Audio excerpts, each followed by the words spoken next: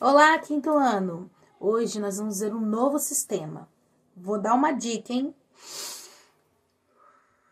Quem sabe me dizer? Sistema respiratório, isso aí. Nós vamos entender um pouquinho como funciona o metabolismo no nosso corpo. Nós vamos ver como é o processo de respiração no seu corpo humano. E qual é a relação do sistema respiratório e o sistema digestório que nós acabamos de estudar. Vamos ver? Então vamos lá comigo, vamos! Então vamos lá, quinto ano, nós vamos primeiro começar a entender sobre energia e respiração. Então a primeira coisa que você tem que pensar é que o que tem a ver o ritmo da sua respiração com a energia que você gasta no seu corpo. Será que tem alguma coisa a ver? É isso que nós vamos aprender agora. Então você já aprendeu que lá na digestão os alimentos eles são quebrados em moléculas bem menores. Para que isso? Para facilitar a absorção desses nutrientes no seu corpo. Então, quando esses nutrientes eles entram na sua corrente sanguínea, eles vão ser distribuídos para as outras células do seu corpo. Nessas células vai acontecer o quê? Reações químicas, que produzem proteínas e quebram essas moléculas, transformando em quê? Em energia. Então, esse conjunto de reações químicas que ocorre no seu corpo, ele é chamado de metabolismo.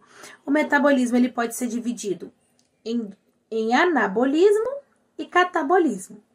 O anabolismo, ele usa a energia com moléculas pequenas e transforma em moléculas maiores. Como acontece isso? Por exemplo, na fotossíntese, eu preciso da luz solar, não é verdade? Para transformar, junto com outros nutrientes, em alimento para a plantinha, não é verdade? Então, primeiro eu preciso da energia solar. Então, o anabolismo ele só acontece com a ajuda da energia. Se não tiver energia, ele não vai gerar, não vai ser anabolismo, tá bom, gente? Então, da onde vem essa energia? Do sol, dos alimentos, seja lá qual for, tá bom? E o catabolismo? O catabolismo, ele ocorre ao contrário. Eu tenho moléculas grandes, eu preciso quebrar essas moléculas em moléculas menores, que aí vai fazer o quê? Liberar energia. Quem é que faz isso que nós já aprendemos? Sistema digestório, não é verdade? A gente pega o alimento, quebra ele em moléculas menores e esse alimento ele vai se transformar em energia, tá bom? Então, para a gente poder entender do metabolismo, anabolismo, eu preciso primeiro da energia para poder quebrar moléculas pequenas em moléculas maiores, transformar em moléculas maiores. Já o catabolismo, não, eu tenho as moléculas grandes, quebro ela em moléculas menores e transformo em energia, tá bom, gente? Agora nós vamos falar um pouquinho sobre a respiração celular, tá bom? Assim como acontece lá na digestão, também na respiração celular há quebra de moléculas. No caso aí, o oxigênio quebra essas moléculas da glicose, que vai fazer o quê? Liberar energia. E quando ele libera energia, ele vai fazer produzir gás carbônico e água. Por isso que quando você respira mais rápido, quando você faz exercício, o seu corpo precisa de mais energia. O que está acontecendo aí? Ele está fazendo mais metabolismo, então ele precisa de mais energia. Então, sua respiração ela vai aumentar e as células vão falar assim, ó, preciso de mais energia e vai mandar mais energias para você, tá bom? Então, na respiração celular, assim como na digestão, ela também há quebra de moléculas para produzir energia. Pessoal, agora a gente vai falar um pouquinho sobre os órgãos do sistema respiratório, tá? Então, o sistema respiratório, ele inicia a entrada de ar pelo nariz, tá? Então, o ar entra no nariz, onde ele vai ser filtrado por pelos e mucos, tá? Aí esse ar é aquecido e umidificado. Por que no seu nariz tem pelos e mucos? Justamente é para impedir a entrada de órgãos estranhos, poeira ou inseto dentro do seu sistema respiratório. O que é muco, professor? É a famosa melequinha, sabe? Então, o ar entrou no nariz e chegou na faringe. A faringe, ele é um órgão que ele faz parte também comum ao sistema digestório. Lembram disso? Então, na faringe, ele vai passar o ar e vai passar o alimento. O que vai acontecer para separar o ar do alimento? Quando chega pertinho da laringe, tem uma portinha, lembram disso? Chamado epiglote, que quando o alimento passa, essa portinha se fecha, né? E impede que o ar entre nessa direção, né? Aí, o que acontece? O ar vai passar pela laringe e dentro da laringe também, gente, tá as cordas vocais. É onde sai o som da nossa voz, tá?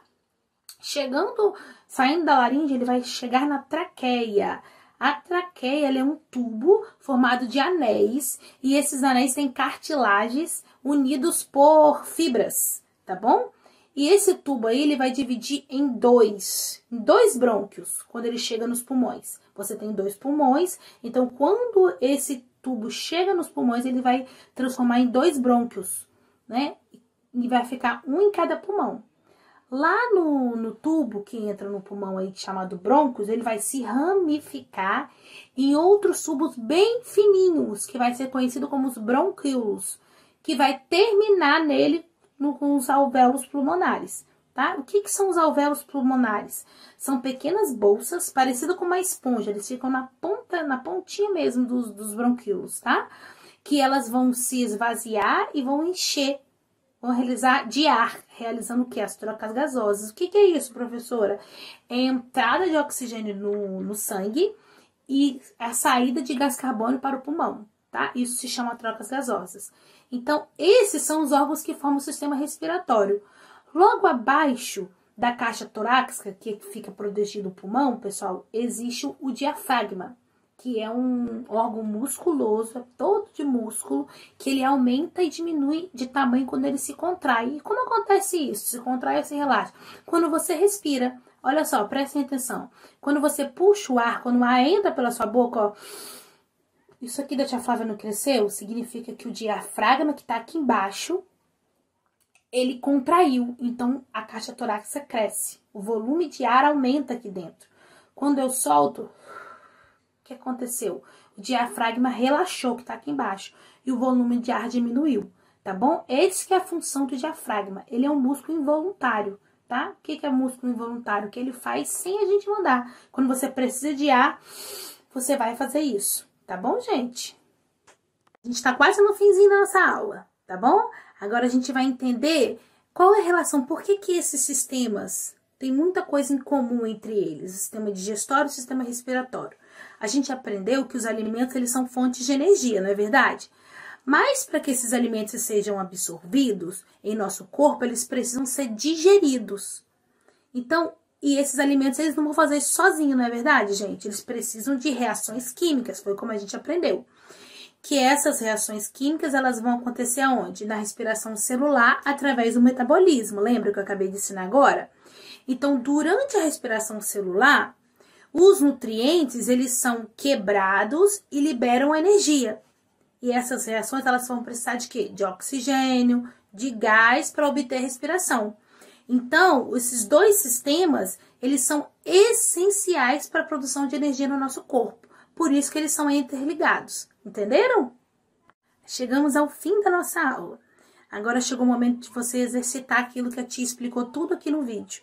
Então, você vai, se achar necessário, você volta ao conteúdo e vai responder as perguntas na apostila, tá bom? Até a próxima aula. Beijos!